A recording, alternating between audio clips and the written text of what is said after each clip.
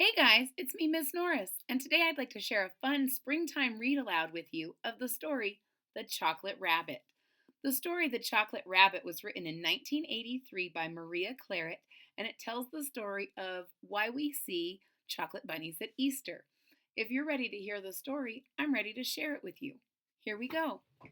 The Chocolate Rabbit. I'll give you a little close up.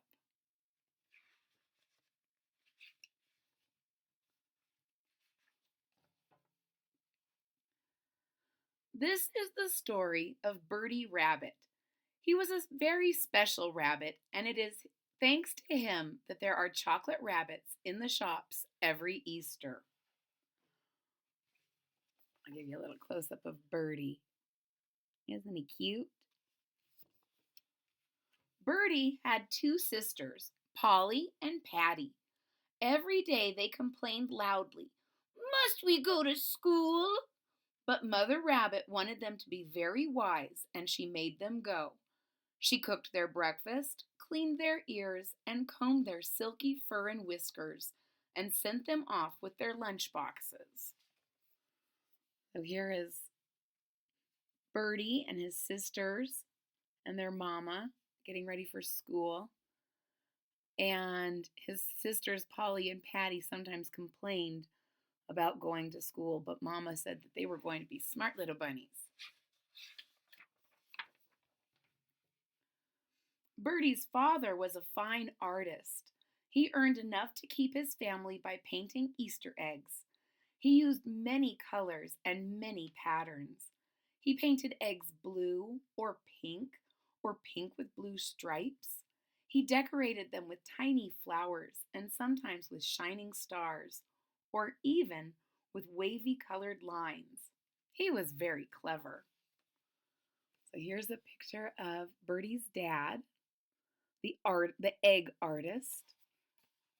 And here are some of the very beautiful eggs that he painted.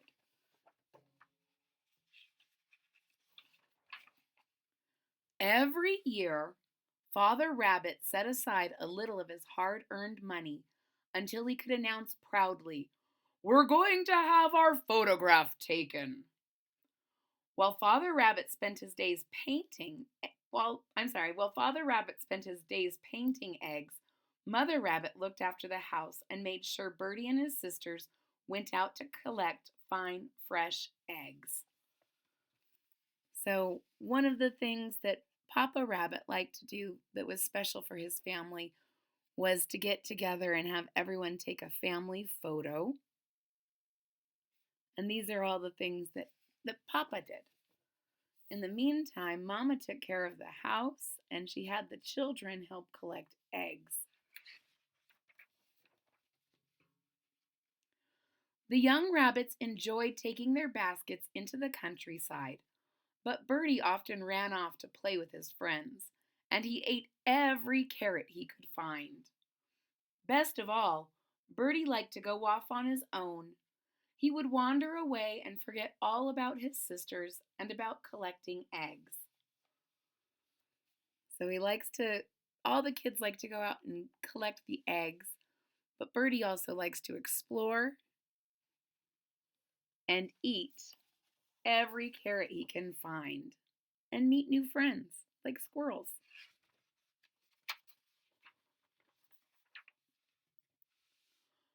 Polly and Patty returned with their baskets full of eggs and the latest joke they had heard in the hen run, such as, "Cook, cook, there are spots on this chicken." "That's all right, it's only chicken pox." One day, Bertie Rabbit had collected some particularly fine eggs. "Hello," said the mice twins, who were sitting sunning themselves. Bertie stopped to talk to them, leaving his egg basket balanced on a stone. Dun, dun, dun! So, Patty and Polly kind of enjoy collecting eggs, and they like telling the jokes that they learn where their travels take them. And Bertie also collects eggs, but he stopped to talk to the twin mice. Twin mice. And He set his basket on a stone, balanced on a stone, and we can see that his egg basket has toppled over. Crash! The basket fell over, tumbling the eggs onto the ground. "Oh dear," said Bertie, trying to scoop them up. "What shall I do?" wailed Bertie, running to his sisters. "Cheer up, Bertie," said Polly. "You can have some of mine. Mother will never know." So, as we suspected, Bertie's eggs fell, and he was very sad. And "What shall I do?" And his sister Polly says, "Don't worry, Bertie. You can have some of my eggs. Mama won't know." Excuse me. That night, Mother Rabbit was so pleased with her children that she decided to make a chocolate cake. After carrots, this was their favorite food. She set her alarm clock and settled down to sleep. So we can see Bertie's sister sharing her eggs. And Mama was so proud that she decided to set her alarm clock to make a chocolate cake, which was their favorite, besides carrots. Bring, bring, rang the alarm, and Mother Rabbit got up to prepare the chocolate. When it was ready, she put the saucepan on one side to cool and crept back to bed.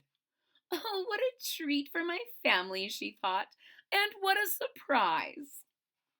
"Yummy, yummy," said little Bertie, who was awakened by the lovely smell of chocolate.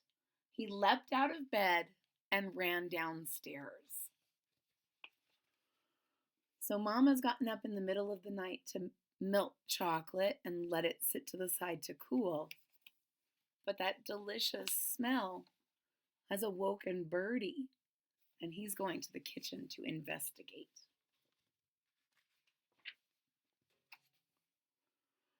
Bertie climbed on a stool. "Just to look," he said. Then he put one little paw into the saucepan, just to taste. Then the stool fell over. Dun, dun, dun! Goodness gracious! Bertie was covered all over in chocolate. His cries awakened the family, who came running to see what had happened. So he's just going to peep, then he's just going to taste, and then the stool gives up and falls over. And the whole pan of chocolate falls on Bertie. And it wakes up the whole family.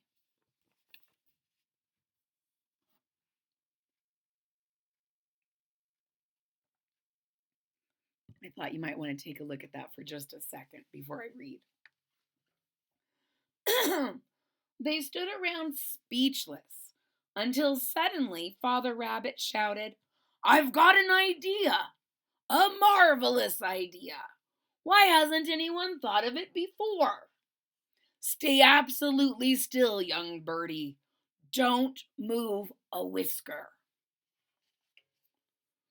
So instead of being mad, Papa says he has an idea, and don't move. Father Rabbit quickly got his tools and a piece of wood and started to carve. Soon he had shaped the wood so that it looked exactly like poor little Bertie, all covered in chocolate. Mother Rabbit prepared more delicious chocolate. Then she poured it into the rabbit-shaped mold Father had made from his little wooden rabbit. So Papa is making a wooden rabbit that is hollow on the inside, and Mama is melting more chocolate that they're going to pour in the inside of the mold. While the chocolate was setting, Mother Rabbit turned to Bertie. "Off you go and wash away every bit of chocolate. I want to see my own rabbit again. At last, the family settled down to breakfast, chattering excitedly. We've seen the first chocolate rabbit, chanted Polly and Patty. So, melted chocolate needs to sit there for a while. And so, now that it's in the mold, it's going to settle. And Mama says, "You better go clean yourself off, Mr. Birdie. I want to see my own baby rabbit again." And then it's finally breakfast time. And we can see all of the rabbit family settling down to breakfast. And they're very excited because they have seen the first chocolate rabbit. From that day, many, many chocolate rabbits appeared in shop windows, and many, many of them were made by the rabbit family. At Easter time, chocolate rabbits even appeared sitting among Easter eggs on very special cakes. We can see a store window full of Bertie Rabbits, chocolate rabbits, and even on the top of some very special cakes with eggs.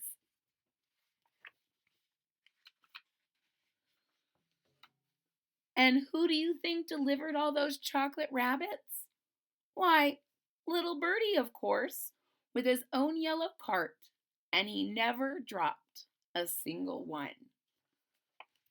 The end. Ladies and gentlemen, I hope you really enjoyed the story of the chocolate rabbit. If you did, please hit that thumbs up button at the bottom of the page. If you're already a subscriber, thank you so much for your support. It really means a lot to me. If you're not a subscriber yet, please click that subscribe button down at the bottom of the page. And don't forget to click the bell so that you're notified when there's new content. I hope to see you all again real soon. Bye-bye.